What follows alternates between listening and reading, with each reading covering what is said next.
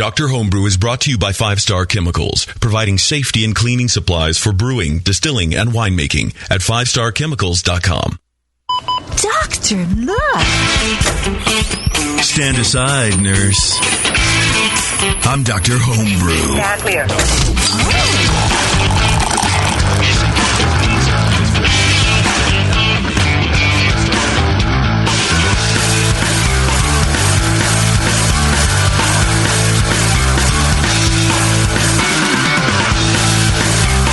All right, everybody, welcome once again to the fantabulous, the mystical, the magical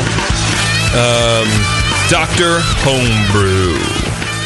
You can always tell in the order in which we do shows, the second one in the month is the one that we've been able to build up a lot of beer in our system.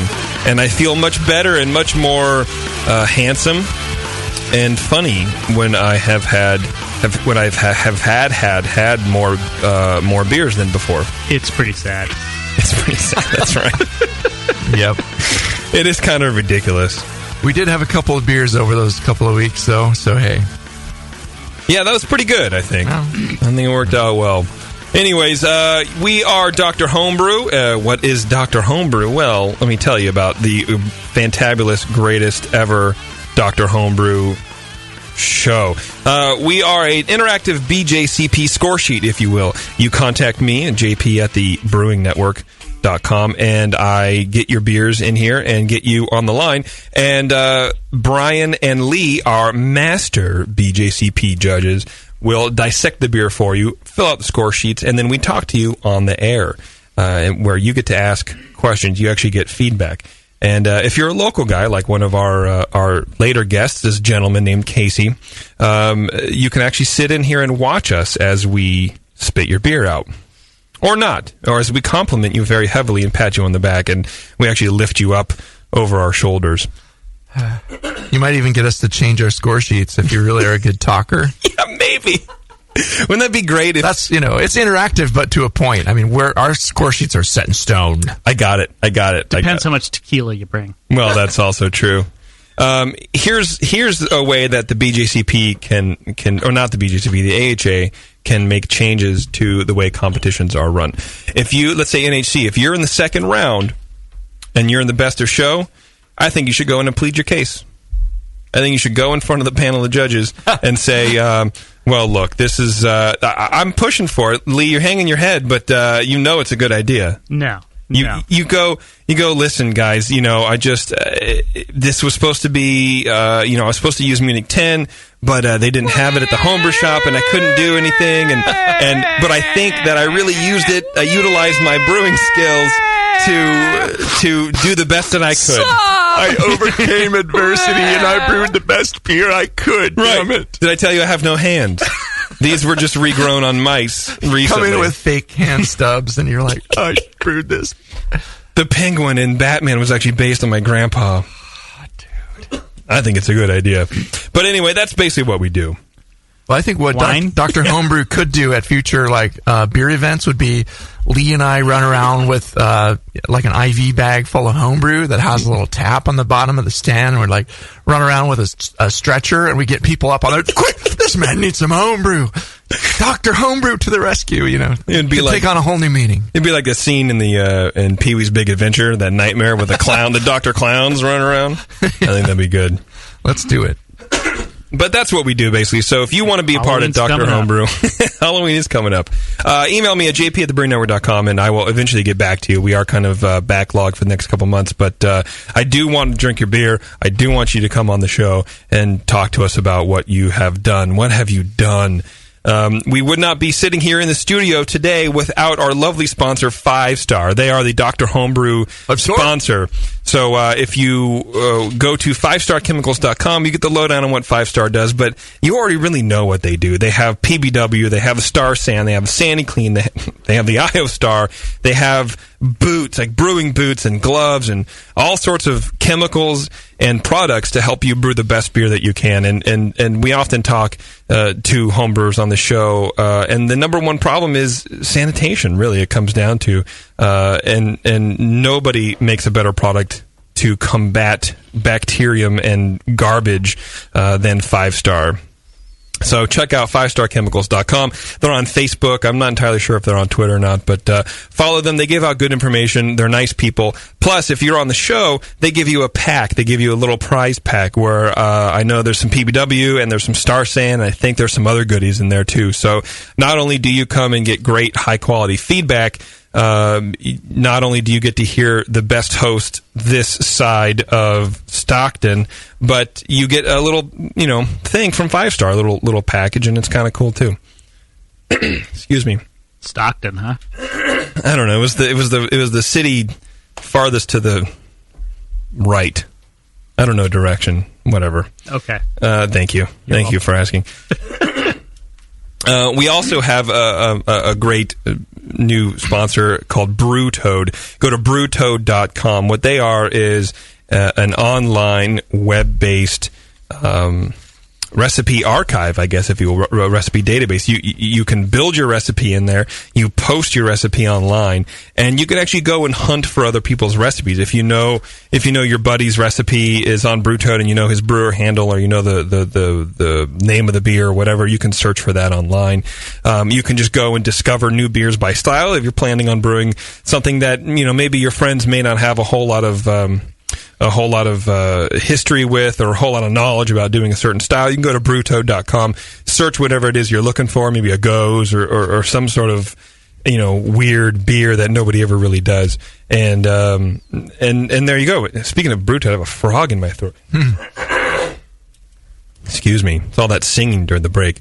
So anyway, check it out. Go to brewtoad.com. If you want to read the recipes by the brewers that we have on Dr. Homebrew, go to brewtoad.com/Dr. Homebrew. Not only do they save and archive all the recipes for us, but they put the shows up for download. They also have the BJCP sheets from the guys here. They're the real ones. Well, they're scans, but you know what I mean. So check that out too. You can almost play along at home. Download the show, check out the score sheets as the guys read them, and then look at the recipe too and see what you would do to tweak out here and there. And then brew the beer and make it even better. See, and there you go. So you can take our feedback, make it better, brew a bang-up, smack, wheeze, bang beer. That's a lot of talking I did. Wheeze, bang. Wheeze, bang, wheeze, bang. So what are the beers we have today, folks? Do you guys know, Brian Lee? We have a Spicer vegetable beer. Oh, what is that? Coffee stout. It's a coffee American stout. I think it's American stout, right? We weren't sure on that. We weren't sure. We had to guess again. Yeah. Yeah, I know. It's a stout with coffee. It is a stout with coffee. Yes.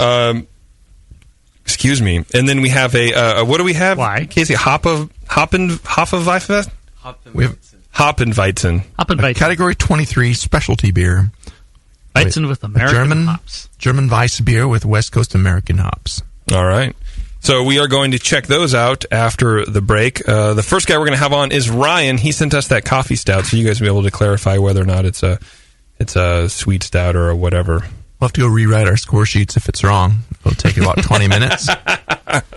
Discuss it and all that. Well, I'll get him on, and hopefully during the break we can figure it out. So no, it's cool. And then we'll just edit this out so no one knows that we don't know. No one knows. Yeah, great. It's fun. Beer's fun, and that's all. That's all Dr. Homebrew's about. It's about having fun and drinking some home brews and maybe learning something.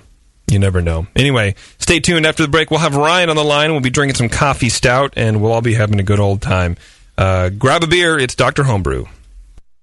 Do you know the 3 most important rules in brewing? Sanitation, sanitation, and sanitation. And no one does it better than 5-Star Chemicals. 5-Star knows sanitation. You can only sanitize clean equipment. And 5-Star knows how to clean, too.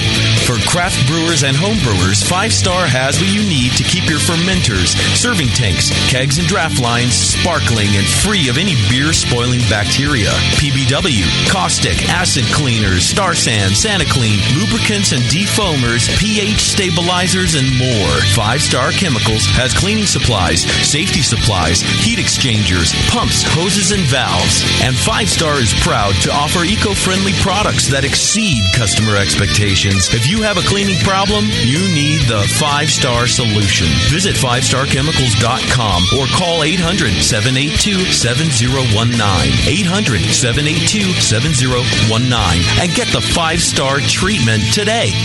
This Mosaic Pale Ale from Rebel Brewer is delicious. Yes, I enjoy it too. Wait, did you hear that? It sounds like a velociraptor. Why would a velociraptor be here? That doesn't make any sense. He's going for my beer. I'll stop him. It looks like our frightening friend just has a thing for Rebel Brewer Hoppy beers. RebelBrewer.com has the largest selection of grains on the planet. And if you order before noon, most orders will ship the same day. 2/3 of the country gets their orders in 2 days or less. Rebel Brewer, the velociraptor of homebrew shops. Why wait? Quick, flexible, speedy, fast, not slow, and fast, and speedy. Visit RebelBrewer.com today. I'll rip your face off. Oh, and he'll totally do it, too. Visit today at RebelBrewer.com.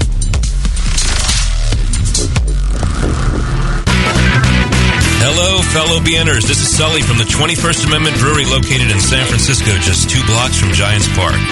Before Nico and I opened the 21A and before I was a professional brewer, I homebrewed on my small 4-burner apartment stove in a back house in Santa Monica, California, making my extract brews before graduating to the daunting idea of all-grain brewing.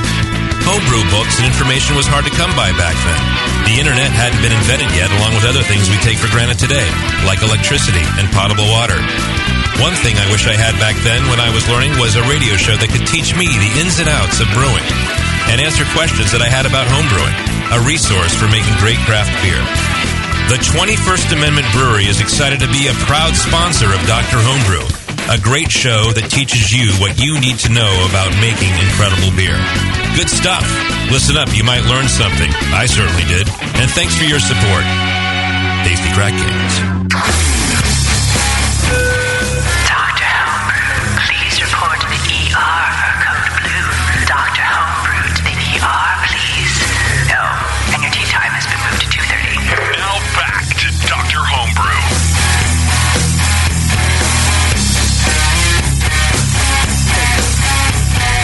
All right, everybody, it's Dr. Homebrew. At the break, we were just talking about voices in our heads and how they should sound if we had them and what medication to take or not to take to get rid of them.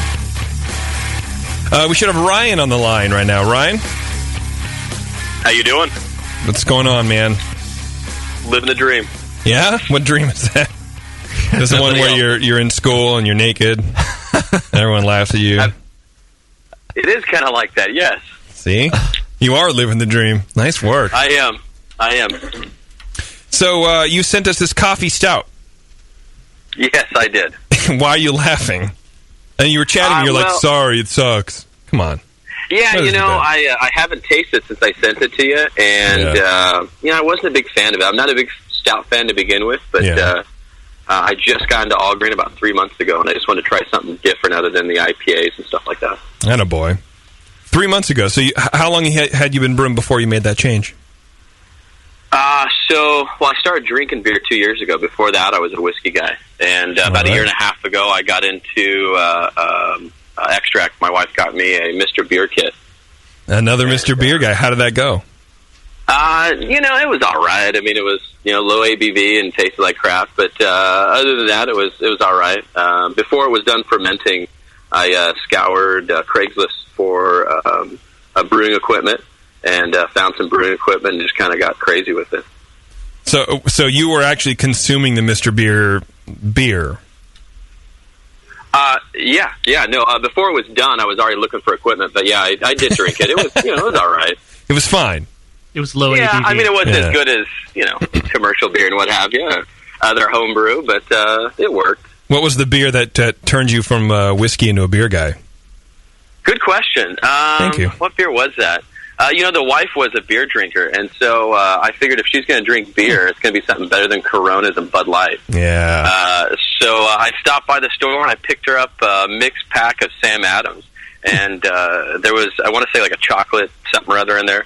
And she said, you got to try this. And I tried it, and I'm like, actually, that isn't too bad. And from there, I've probably had 150 different beers. Wow. Sam Adams, the great converter. Yes, yes. Haven't touched it since. Sam Adams, that is. I had it, a couple of weeks, but then I found Sierra Nevada and then, just all the other beers out there. And I'm a big Sierra Nevada fan. Awesome. That's pretty good, man. 150 beers in 2 years or so? Different ones? Yeah, 2 years. November will be 2 years. That was when my son was born.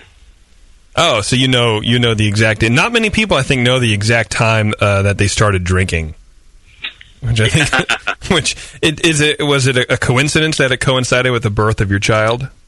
You know what? I said that and I thought about it. No, it was his first birthday. First birthday I started drinking beer. So, it probably had something to do with it, yeah. The whiskey just wasn't enough. I needed more. Yeah. You need to handle a child. You can't be, can't get the shakes. Exactly, yeah. All right, well, let's jump into this beer. This is a coffee stout. Brian, I choose you, Brian. Pikachu. Coffee stout. What do you think? What do you think about Ryan's beer we judged it as an American stout. Were we right? You know what? You guys are the professionals. I don't know. I've only been doing this a short time, so you tell me. Should we go over the recipe first? Then you want to do that, or let's get to the recipe later. Let's stick to the formula that works here. Yeah. So in the aroma, it had some pretty sharp dark malt notes with pretty intense roastiness. Had a bit of a cold coffee underneath that, and kind of low, perfumey, earthy hops coming through and really faintly. Fruity esters were pretty low and fairly neutral, kind of light fruit, apple pear kind of stuff. No DMS or diacetyl in there. Slight vegetal. Interesting thing about this beer, though, too, and the kind of vegetal note I thought I was getting to, and Lee helped. I stole this from him, but I totally get it now. And as a judge, you can always do this and collect opinions from the other judges tasting that beer with you. It's putting the language together with the name of what you're tasting with what it is can be tricky. But there's definitely a little whiff of kind of a pepper, like a green pepper like thing. I kind of get like a little serrano kind of chili pepper in there in the aroma. And it's less so in the flavor, but it's there too. Kind of peppery note. The appearance of this beer was really nice. Jet black. Clarity seemed okay if you look at the corners of the glass. Had a nice thick mousse-like head. Foam stand there. Stuck around pretty well. Kind of a medium tan colored head.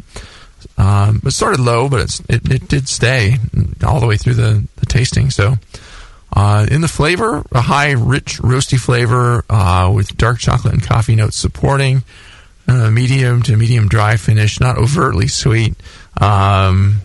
Balance was definitely to the roast malt, just a little bit acrid tasting. The malt's a little intense on the roastiness, and it has a fairly clean ale fermentation profile. I thought I might have got a hint of green apple in there, but it's a little bit of kind of soy sauce like character in there too in the aftertaste. It's pretty intense overall, and behind everything that's there, the coffee is just a bit muddled, I thought, but It does have a hint of coffee in there, just not the balance wasn't quite right to me. But flavors okay, interesting. It does have a little bit of that peppery in there too, like I said. So mouthfeel is pretty full bodied, medium carbonation, bit of alcohol warmth is apparent in there. It seems like a pretty big boy. Not very much astringency in it either, just kind of a touch from the roasted malts. But with a beer like this, you kind of expect that. And it was slightly creamy nonetheless. So that part of it was fine. Kind of the smoothness of it was pretty good. And it wasn't really hot. The alcohol character that's there is pretty smooth and even keel. It's not like burning your throat.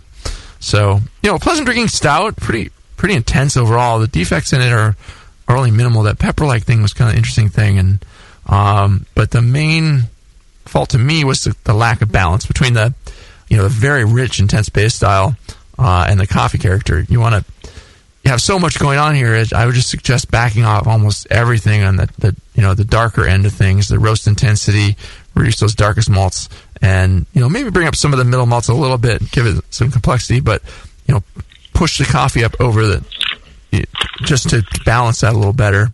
And also, you can try different methods of extracting the coffee. I don't know how you processed it, but a lot of times a cold extract is a good way to go. And you can even add it in secondary until you get the balance just right. Brew up a bunch of cold coffee and add it in secondary, and get it tasting nice. Even do small samples and then scale up to what you're going to do in the end. But I gave the beer a 31. I thought it was, it's in very good territory. It's a nice beer. You could drink this, and it's interesting enough to keep your attention. It's just not. If I was presented with a coffee American stout, this isn't quite there. It misses a mark on style just a little bit, and the balance is off. So, but good job brewing it. Thank you. No, thank you. All right, Lee, you're up, dude. All right, coffee stout. Well, smells like coffee. And then you get this big... Actually, it's interesting, this green pepper thing that Brian mentioned. To me, it comes across almost as a chili pepper, jalapeno, then when it sort of fades a bit to green pepper. It's really strong when you pour it right out of the bottle, and then it kind of fades out, but it never really goes away. But it's there, definitely. Other than that, some dark chocolate, maybe a low caramel note, no hop aroma that I could pick up, maybe a little bit of a red berry ester, kind of an ashy smoke note in the finish. Appearance, it looked black, about as black as they get, probably. Well, I've seen blacker, but this is pretty black. Pours a medium-low head, tan, mostly fine bubbles, fades to a light cover. Flavor was coffee, kind of a cold coffee, like they were saying, an ash roast flavor, followed by some licorice, some chocolate, maybe a little bit of a burnt tarry note, which is kind of interesting. Kind of like that in a stout, actually. A little bit of caramel, a little bit of alcohol flavor. The green pepper is in there, sort of more green pepper than chili in flavor, it seemed. A little bit of low, resiny, piney hop flavor, a little stronger towards the finish. The balance is definitely towards the malt over the hops. The IBU is really just enough to support the malt in here. It wasn't notably bitter at all. No ferment esters I could really pick up with any certainty. Maybe a little bit of raspberry note. Wasn't really sure. Finish is sweet, although it's kind of fairly well balanced by the roast flavors and bitterness. Aftertaste is coffee, cocoa, resiny hop note, caramel, sweetness, alcohol, and green pepper, which is a little odd. Mouthfeel is medium to medium high body, probably lean almost to the high end of that. It wasn't hot or astringent, though definitely had a little bit of alcohol warming. Drying to the finish from the roast. Medium to medium low carbonation, sort of medium level creaminess. I actually thought it was very tasty, deeply roast flavored stout. The roast is pretty well balanced by the sweetness and lower IBU, which isn't the usual sort of thing you define a balance by, but actually I thought that worked pretty well. Hop character's low for an American stout, if that's what you had in mind. For a sweet stout, it'd probably be about right. More a sweet stout in the balance. Coffee flavor is pretty good, not overwhelming, which was actually kind of nice. I've had a number of coffee stouts where it just tastes like cold, nasty coffee. I thought you got the balance on that pretty well. But it does have that green pepper jalapeno kind of flavor that I get occasionally in coffee beers, and I'm not really sure where that comes from. I'd love to tell you how to get rid of it, but I don't know. To improve it, get rid of that flavor. Other than that, a slightly higher IBU might balance the sweetness better, and if you wanted to really make it an American, you'd need to throw in a fair amount of flavor and aroma hops. Not a fair amount, but a decent dose of flavor and and aroma hops. But if you want to keep it more sweet stout territory, you're okay. It's up to you there. Actually, I gave it a 33. I thought it was a pretty decent beer. The only thing I didn't like about it was that weird pepper flavor. Before we find out about the coffee, Ryan, this is my theory, and I'm going to move beyond pepper and see if anybody else can figure this out. So my grandma used to grow beans, and my dad and I used to go out into her garden, and you just pull them right off the plant, and you snap them open, and you just eat these like fava. I don't know what they were, but that's what this smells like. It smells like the inside of a bean pod, like it's the white. You know what I mean? It's snapping open a bean pod. It's chlorophyll-y, but white. I don't know. My theory on the coffee side of things is it's probably a lighter roast coffee, and you probably did it in soaked the ground, right, in the wort. That's my opinion, and the combination of those two, for me, brings out that green pepper kind of thing. But tell us what you did, Ryan. So for the coffee, I added an ounce at flame out, and then another ounce into fermentation. After everything kind of died down, probably about 5 days in or so. Of actual liquid coffee, or? No, actually just coffee grounds. Yeah, what kind of coffee? I'm trying to pull up a picture. I took a picture of the bag. It was, I remember it being a dark, roasty blend, which I really didn't want to go with, but here it is. Okay, so it's a Pete's Coffee French roast. It says a deep roast under it. So. There goes the green coffee. There goes the green coffee, but I call the coffee grounds. Yeah. Yep. Maxwell House Original. That's the one to go with? I think so. Either the Folgers. Well, the Folgers has the dry crystals, right? So you just spoon those into your fermenter. Yeah, I mean, why muck around, right? Yeah. Yeah, I mean, coffee has so many different flavors in it. That the combination of all the millions of different whatever flavor components in the coffee when it's roasted at the temperatures it is, there's a lot of kind of phenolic compounds in there too, probably, and some melanoidins and different things, and some's just popping out from that coffee probably. That's presented with the alcohol and with the style that you have here. It's doing something interesting there. So I don't get the green bell pepper is what I usually get with coffee beers like this, homebrews. But this is it's taking me back to my grandma's backyard. Mm-hmm. That's sweet. Thank you.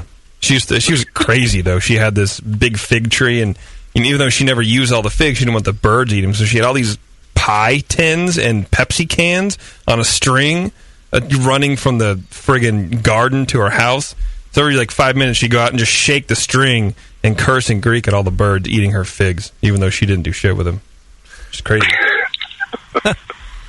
Fantastic. Yeah, that's my crazy grandma story. I should be crazy. Be crazy like my grandma was, please. Get out of here, you damn crow. She probably thought she could ride one away. Is that how she talked? I mean, I don't know. She didn't speak English. What do I know? No Greek. Bra is pretty good. All right, man. Well, hey, Ryan, do you have any questions for these guys besides hearing me jabber about my grandma? No, the stories about your grandma were fantastic. I thoroughly enjoyed them. Thank you. I gave you the recipe I used. Anything that you would suggest me doing differently next time? Mentioned getting rid of the bell pepper flavor, but not knowing how to do it. Any feedback? What can I do a little bit differently next time? Lee, you have that recipe in front of you, right? Do you? Well, you want to run down that? I don't know. It really, I wish I knew how to get rid of the bell pepper flavor. If anybody out there in the chat room or the webinars going on around here at Multiplicity know, we'd love to hear. I don't know. I always say to not use the grounds, to actually make the coffee. The best coffee beer I've ever had was from Red Hook when they did Starbucks. I forget what it was called. It was years and years ago, and they used the Starbucks Italian roast, but double strength.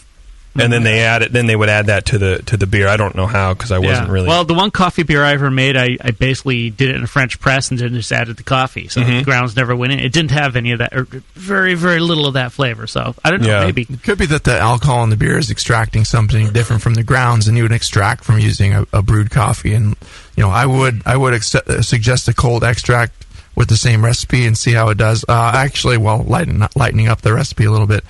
You wanted Lee to talk about the recipe. It's got. Brian will start. That's fine. I will do it. I will take over. Brian. 5-gallon batch. The 025 Edinburgh Scottish Ale yeast. OG 1072, FG 1027, ABV 5.9. I thought it was bigger than that. Wow. Look at the terminal on it. Attenuation 71%. FG was 1027. Yeah, that's a big, beefy beer in the end for something to start at 1070-ish. Yeah. So the in the mash you had some 69% two-row, 10.3% crystal 75, 6.9% chocolate at 450 SRM, 3.4% roasted barley at 300 SRM, 5.2% flaked oats, and 5.2% flaked wheat. And it used a pH 5.2 stabilizer. Yeah, it should be in the territory for an American stout. The terminal gravity might be a bit high for anything sweet, short of an imperial, really, but it's a little sweet. I mean, honestly, it depends what you want to do with it. I mean, if it didn't have that green pepper flavor, I really like it as is. Agreed. If you want to make it an American stout, add more hops. If you want to make it a sweet stout, maybe just get rid of the coffee. Blessings. Excuse me, a little sneeze there. I thought it was actually pretty good as a kind of a sweet stout. Maybe you might have to, let's say, back off from the bittering a bit, but maybe not even that. It depends where you want to go. It's very intense on the roast flavors, but with all the sweetness in there, it works. And with that big terminal gravity, it works pretty well.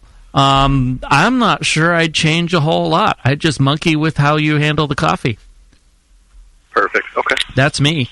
And you can brew it again and split that batch, I guess, and figure out different ways to do it. But I would suggest either the cold brew method or like Lee said, just make it in a French press and see how it goes. I kind of like to steer people away from adding actual ground coffee to the beer, because every time it does, it gets that green pepper weirdness. Yeah.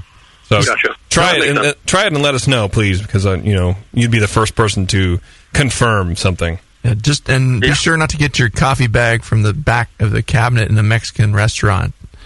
I don't know. Oh, crap. That might help. That's exactly where I got it. where they always sell the Pete's, yeah. You always find a bag of Pete's back there whenever you're taking around to Mexican restaurants. Right. Pete's and enchilada sauce. Yeah. Oh, sounds good, actually. Pete's mole. Wife's Mexican. Oh, actually it does now. Now I want to go cook mole. All right, Ryan, if that's it, if you don't have anything else, we'll let you go. No, that's it. I appreciate it, guys. Thanks. All right, bud. Yeah, thanks for sending that in. Commend your wife for converting you to beer, too. So yeah. Cheers. Isn't that awesome? It's pretty good. All right, man. Thanks. Hey, thanks, guys. Appreciate it. Bye. Good beer. I hope he makes that again. Ryan, I hope you make this again, man, and let us know. Do something different with the coffee and let us know. Or better yet, send it to us, and we'll do a rundown real fast of it. I'd like to try it again. All right, let's take a break, and then when we come back, we're going to go to our lovely in-studio guest, Casey, with a Hobbenvaver. With a Hobbenvaver. It's Dr. Homebrew. Back after this. Hey, dude, you know what beer this is? Oh, no, all the labels are falling off. Yeah, or the ink is run. Well, if it's a pale ale, you're good, but stay away from the quote-unquote Belgian. Oh, man, this guy needs to get some grog tags.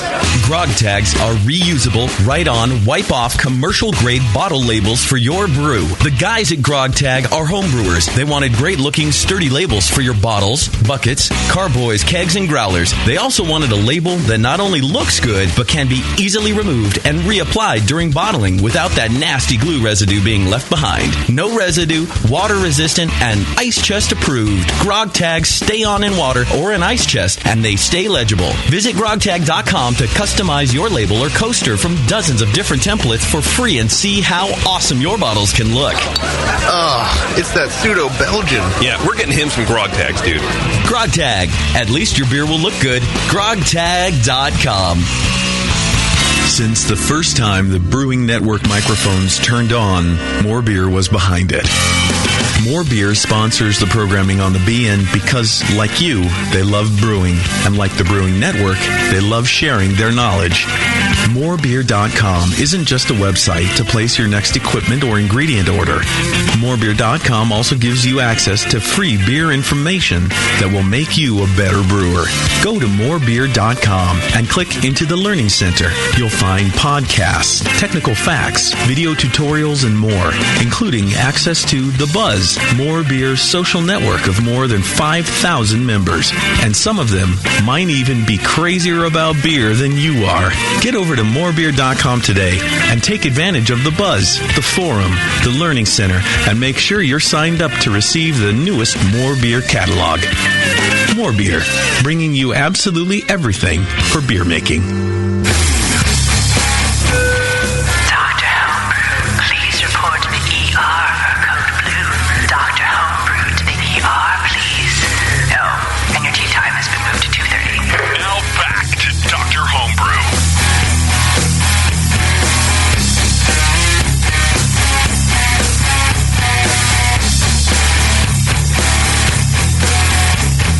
All right, everybody, thanks for sticking with us. It is Dr. Homebrew. of course, as always.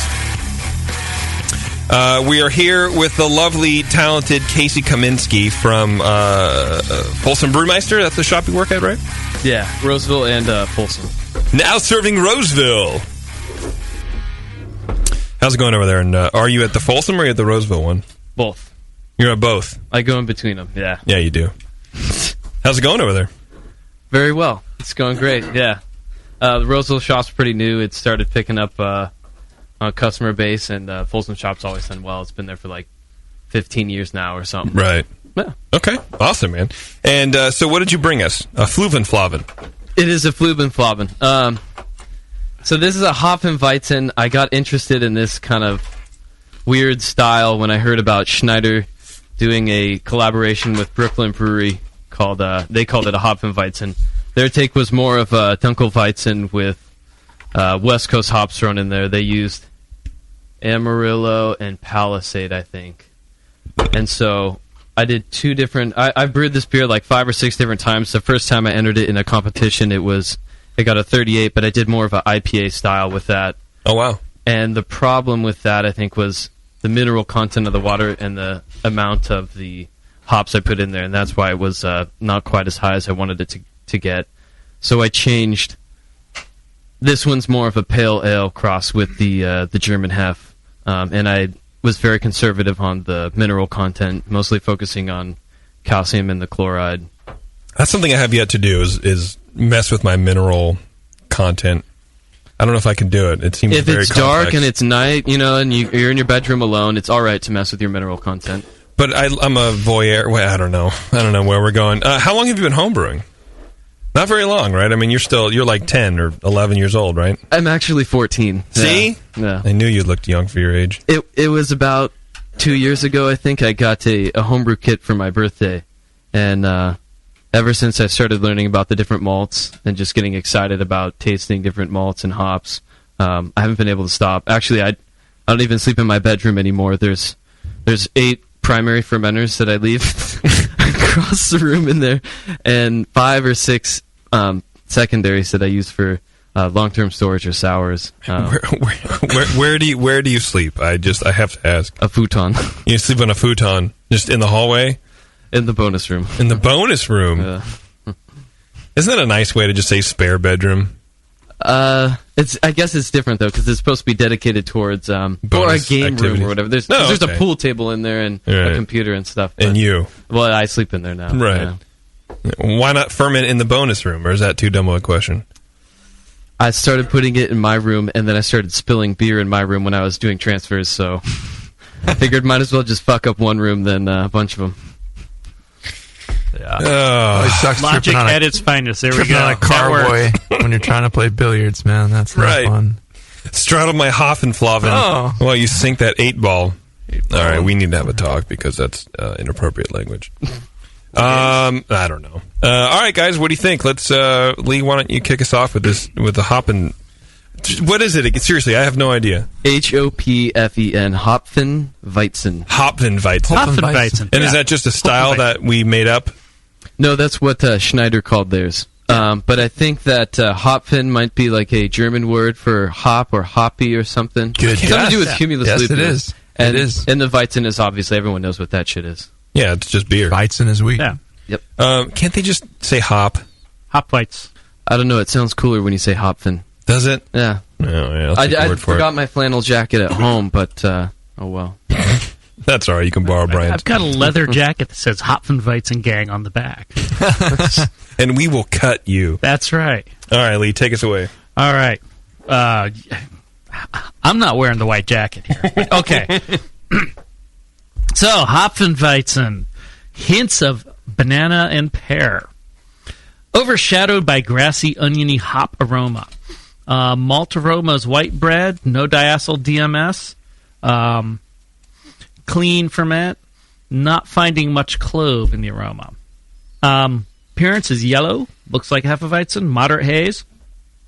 Pours a medium-high head that fades to light cover, could have better head retention. Flavor, white bread malt, which is pretty much perfect for style, with Oh, boy. Yeah, you have trouble scanning these things in. I can't read half of my own score sheet. White bread malt with mango and stronger oniony hop notes. Low pear ester, less banana ester. Low clove. Balance to the malt. IBUs appropriate to style. Finishes white bread, pear, oniony hops, semi-sweet. Mouthfeel is a medium body, medium CO2. Should probably be higher to be to style. Not hot or astringent. Medium-high creaminess is good. Could use some more body to it. It seems a little bit thin. Base beer is pretty good. Appropriate bready malt. More pear than banana for the ester choice, but some beers, some Hefes will have that. Carbonation seems a bit low for style, which will hurt the head. It'll hurt the body and the creaminess feeling for it. The hops are flavor balanced well for their intensity. But for me, and this is kind of a personal opinion sort of note here, I think, but the oniony character is a bit odd. It's not what I would pick for mixing with the Hefeweizen. The fruity mango notes that are kind of there where the hops seem to blend better. To improve the beer, I would increase the carbonation a bit, bring it up to where the style is. That will drive the flavors and the body and the mouthfeel a little better. The yeast esters are more pear than banana. Some Hefes are like that, but the banana might blend better with the extra hops. I would. You might want to. Did you mash this, or was this extract? It was all grain. Yeah, it was all grain. Okay. The body seemed a little bit on the thin side to me for a Hefe. And not terribly so, but it might possibly be partly the carbonation. But you might want to, if you're doing a protein rest, make sure it doesn't go too long, so you don't lose some of your body from the extra protein you get in the wheat malt. Just 131 for 20 minutes, maybe 30 to do that. The oniony hop choice for me clashes with the Hefe. I would stick to more fruity or classic noble floral spicy hops, or just a straight up American sea hop for that. For me, that is just that one kind of note just didn't really match with a Hefe. I think that's the Galaxy. I'd noticed that with the Amarillo, it had a lot more of the kind of classic tangerine, and the Galaxy, maybe it's the year's growth or a crop or whatever, but it had kind of a sharp note on there. Right. And I got that just smelling it even out of the package. Right. I mean, for me, I'd almost stick with just like Centennial for something like this, but that's me. The Schneider version, not the Hopfenweizen, but they do their own. They do with a Nelson Sauvin hop. I don't know if you've ever had that. I haven't had that one. Really nice. That hop blends very well with a Hefe. I'll have to check that out. Yeah. I'm starting to like that hop too. Yeah. It's a great one. Yeah. Brian? Now that we finished reading the back of his score sheet, I'll throw in my 2 cents. That's true. It's like an extra sheet. It is. You get a bonus sheet with every sheet with Lee. Just like Casey's bonus room. I know judges like that. It's good. So we judged this as a Category 23 specialty beer, as a German Weiss with West Coast hops. Aroma, I found a moderate clove in there, and it had this kind of lemony and banana ester profile kind of popping up there with a trace of bubblegum.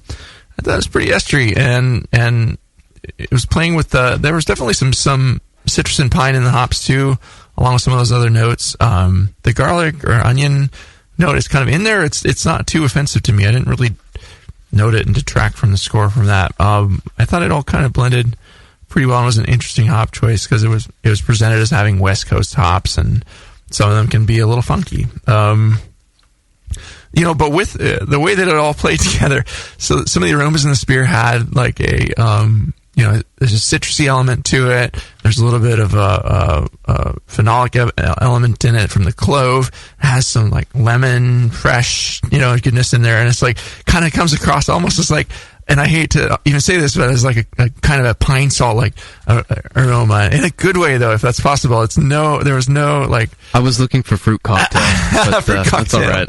Yeah, no, I mean not like the cleaning aspect of and the nasty chemical aspect of that, but like in the pleasant, like, there's a fruity like and kind of phenolic smell, and it's kind of interesting.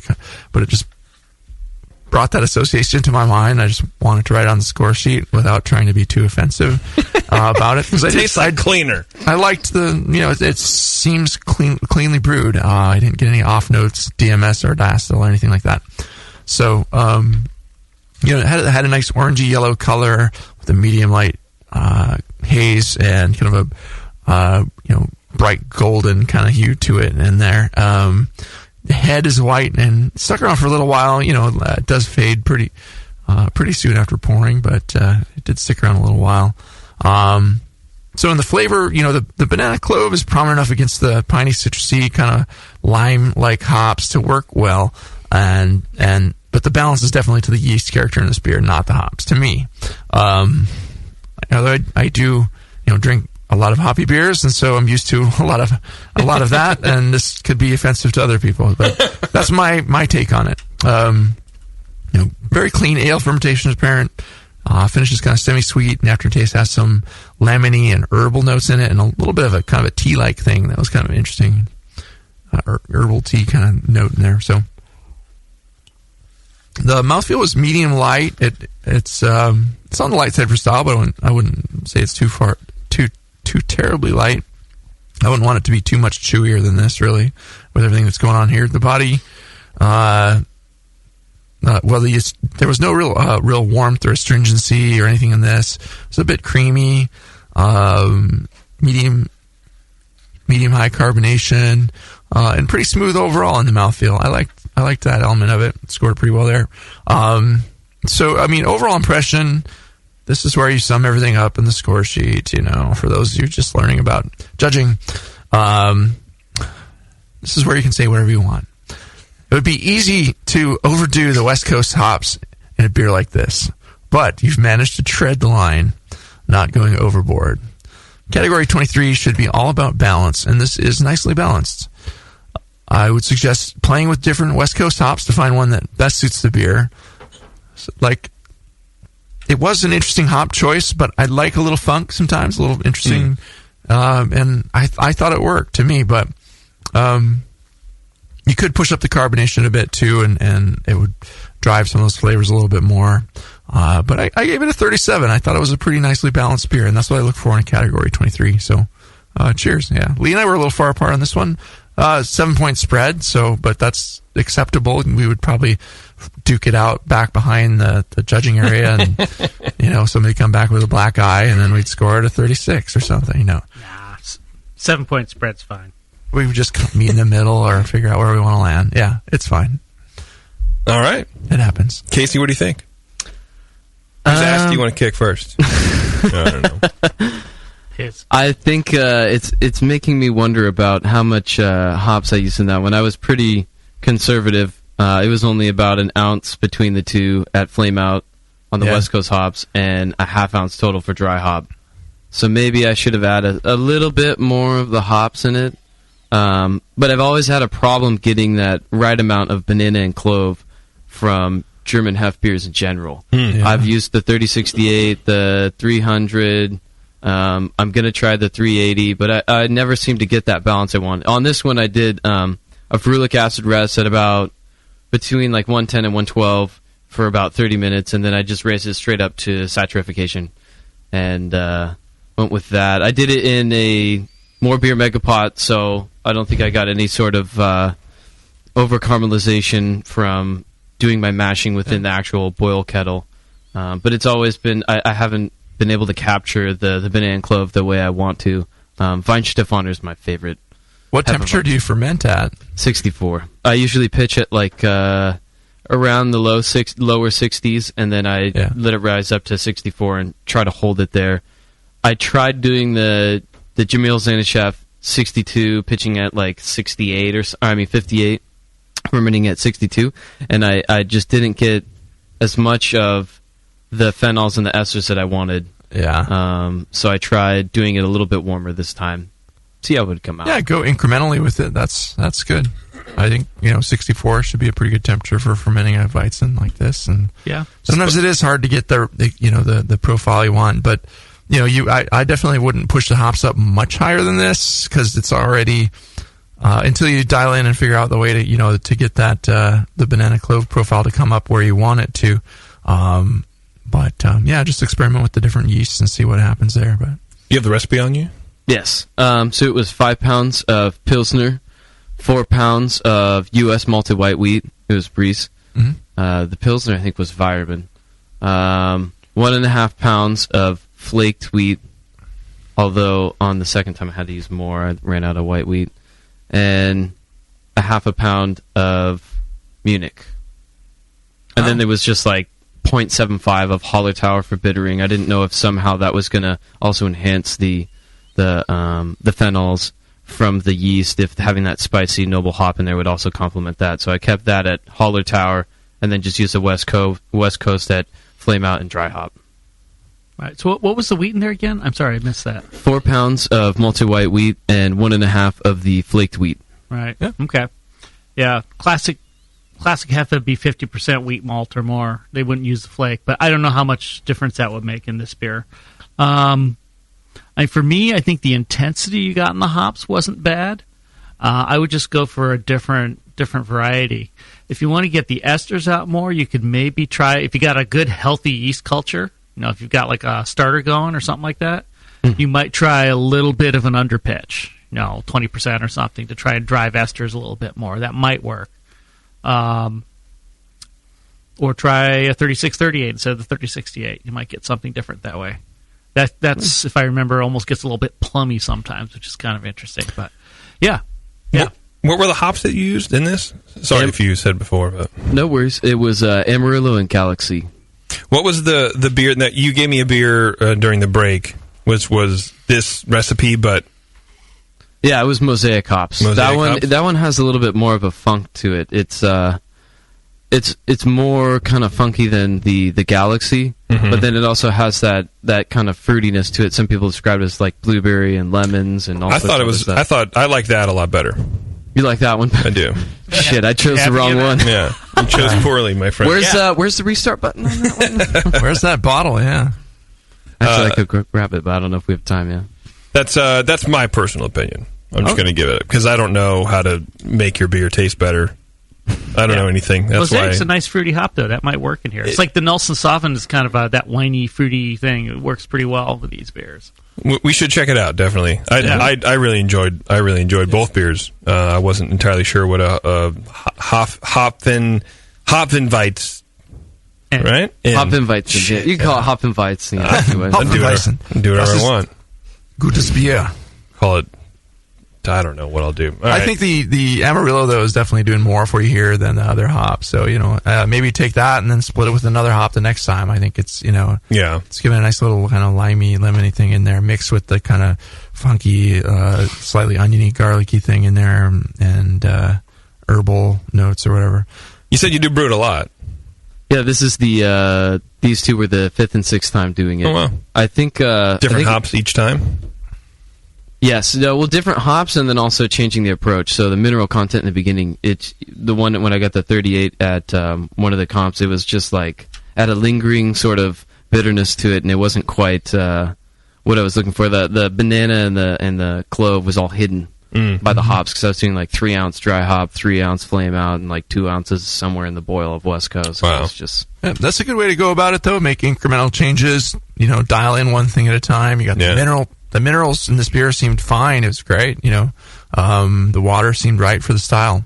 So, yeah, play with the hops a little bit more. You're getting it dialed in. Play with, like Lee suggested, maybe stress the yeast just a little bit. See if it kicks out a little more clove or something. That's a good idea. And have some fun with it, Maybe even play with the oxygen when you're oxygenating, too, a little bit. If some combination of pitch amount and oxygenation. I tried to get you nice and dizzy. Woo! I tried to under-oxygenate just a little bit to try to stress it to get more of the banana. It worked out all right. But I've never had any kind of success with 3068 or 300 for whatever reason. With getting that Weinstefaner profile that I want. Yeah.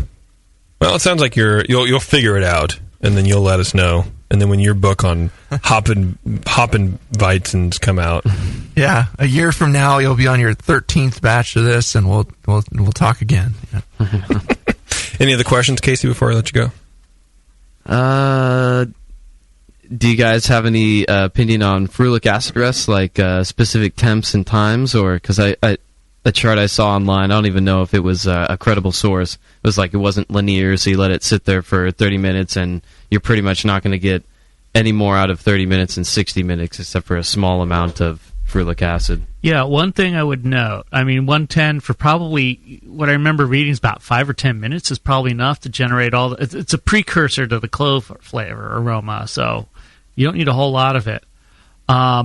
If you let your beer sit for 30 minutes at 112, 115, somewhere in that area is where you were, you can get... below 115, though. Below 115, yeah, okay. Right around 112. You might actually be in a realm where you might get some low-level protease activity going on, and that might be why this beer was a little lacking in head. So I would maybe shorten that. Keep that down to just 5 or 10 minutes. And then try to keep it closer to 110 instead of... 110 I think is sort of the target for that. 108 108 even, maybe even 105. But yeah, keep it a little lower and do it a lot shorter. And you're gonna get that ferulic acid at 105, or... You should. These things aren't digital cutoffs. They're going to be a range. Yeah. Okay. Right on. All right. Thanks, Casey. Appreciate you not only sending beer, but coming in and talking a little bit about it. Yeah, I've had a good time. It's interesting to see everything around the studio. Yeah? It's pretty here. Nice and green. We'll give you the nickel tour. So you walk outside. Yeah. The skyline is kind of smokestack. Well, you do what you can. Yeah. You do what you can. The Creek Monkey, though, is wonderful beer and wonderful people. Oh, you went over there? Good, yeah. Yeah, we like it over there. Creek Monkey, they're good folks. And you can see them just right out there. You can wave to them as they close up. Right on. All right, we're going to take a break, and then when we come back, we'll do our infamous rundown of the beers that we've had. And then we're going to get out of here finally because, you can only be here for so long, even though it's the best fun I've ever had. Dr. Homebrew, stay tuned.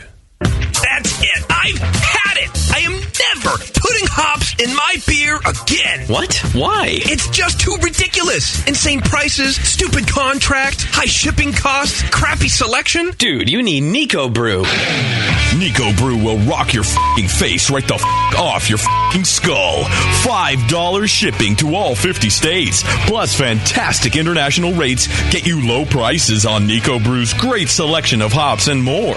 Whether you're a home brewer, a pro brewer, or a homebrew shop owner, Nico Brew can get you the hops you need in increments big and small, single orders, spot buys, or full contracts. And there's only one place to join the uber special secret elite bare bones club where you'll get the best deals anywhere. Holy f***ing shit! NicoBrew.com. NIKOBREW.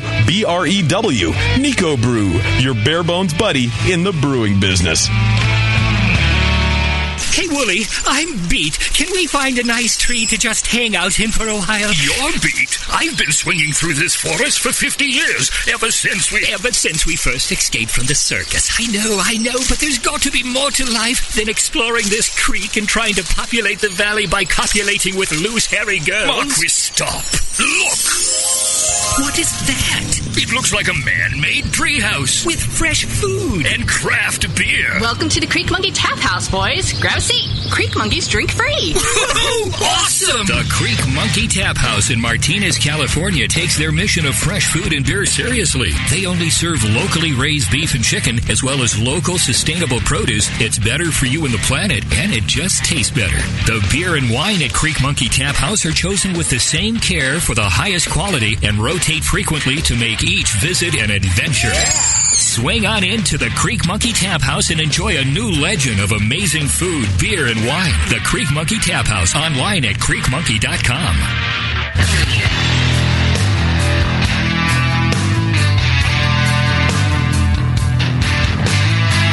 Now, back to the examination.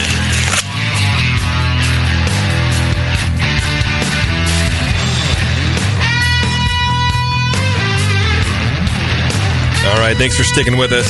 It's the last segment of Dr. Homebrew, the cleanup round, I'm going to call it. I probably won't. So this is where we really just go down the beers that we've had and kind of recap the ways that the brewers can improve their beers. So the first beer we had up was Ryan with his coffee stout, and you guys were talking mainly the most feedback that we gave him was just about how he delivered his coffee. I think, anyways, it was try a different delivery method. Try brewed coffee, right? Try not adding just the grounds and see the kind of flavors you get and how you play with that, right? Yeah, it's pulling something funky out of those grounds and the alcohol and everything in the beer. Yeah, something a little weird there. Yeah, and the base beer was actually pretty good. I liked it. Yeah, very intensely roasty and very sweet, very big body to that one. The coffee flavor, just that green pepper, chili pepper thing, was just kind of weird. Yeah, and so you guys were saying to back off the roast a bit because it's a little too much. It fights the coffee, or would you recommend trying to dial your coffee in first and then making any adjustments to the recipe? That might help it come across. I mean, it was, it wasn't, the intensity of the roast and stuff was kind of nice the way it was presented, but the coffee just got hidden behind all of that. So if you could manage to bring up the intensity and the richness of your coffee so that it played nicely with that, I still think it would be a little much. I would back off a little bit of the roast in that. Yeah, for me, I'd leave it where it is. But I like really burly, roasty imperial stout. So a beer like this appeals to me. It's very roasty. Big terminal gravity is 1027. I mean, for me, I would leave it there. I thought the coffee was not over the top. A lot of coffee stouts, just way too much coffee, and this was not there. It was actually, I thought the intensity-wise, it was kind of a nice blend, but just that green pepper thing was not welcome. Agreed. Probably. Nor were my stories about my grandma. And then Casey, poor old Casey over here. He had the Hopfenweizen. God, I'm never going to get it. Either I'm too tired or I'm too drunk. Just get your dirndl on and you'll get it right. You want to see me in a dirndl? No, actually, I don't. Try this at home. What did we tell Casey? Don't brew ever again. No. Stop brewing. He's doing something right. He's brewing the same thing over and over again. He's dialing in one thing at a time. And I like that. Yeah. I don't have the patience to do that. I'm going to brew a different beer every time. And I should do one beer, but I just like variety, so I don't. But it's cool that you're doing that. It's a good little series, and maybe I should do a series of experiments and change my ways. But yeah, it's a good beer. I thought playing with the hop and pushing the carbonation up a little bit would be what you do with this beer. Now that he's dialed in a lot of the other things, and also playing with the yeast a little bit to pull out the banana and clove you want, and temperature, oxygenation. There's a lot of and pitch amount. There's a lot of factors that you can use to dial that in. Talk to some German brewers. Learn German. Call. I know German. I'll help you out. There you go. We'll call some brewers in Germany. We'll find out what they do. No, I'm like a quarter German. Does that count? Sure. It might. Who knows? What's the exact oxygenation those German rates? They're pretty sticklers on sharing amounts information like that. But yeah, overall good beers, Case. Appreciate it. Thank you. All right, well, we are going to get out of here, and in case you forgot our sponsors, which how could you? I mean, to be honest, they are the best. They are 5starchemicals.com. If you need to figure out how to clean some funk out of your fermenters, or battle all the bacteria. Oh, I just came up with some good catchphrases. Then 5starchemicals.com is where you guys want to go. They got 5-star and PBW and all those kind of cleaning products. They also have brewers boots and the gloves for the high temp stuff, and they have all kinds of fun stuff over there. So check them out. If I don't know if you can order right from them. I think you can order all the boots and gear and stuff from them. But if your local homebrew shop doesn't carry 5-star, demand them to carry it, because it really is the best thing out there. And then, of course, Brew Toad, our recipe sponsors. Thank you guys very much. What they do is they host all of our recipes. They host all of our shows. They mirror our downloads, so that's good for us and for you guys. You can just go to one spot. You can check out the BJCP score sheets that Brian and Lee have worked so hard to fill out. You can read the recipes that the brewers have created and uploaded there, and so you can kind of match what we're telling them with what you see, and how you can interact with your own kind of put it in your own brewing style, and see if you can come up with something better than them. I don't know. Whatever. Can we go now? I think any other sponsors to thank, or just people you want to thank in general? I want to thank my grandma for being crazy. We want to thank her for that too. All right, everybody. Thanks for sticking with us. I appreciate you guys listening. It means a lot, and we're just trying to get some good beers in here and talk some good homebrewers. So stay tuned. It's Dr. Homebrew.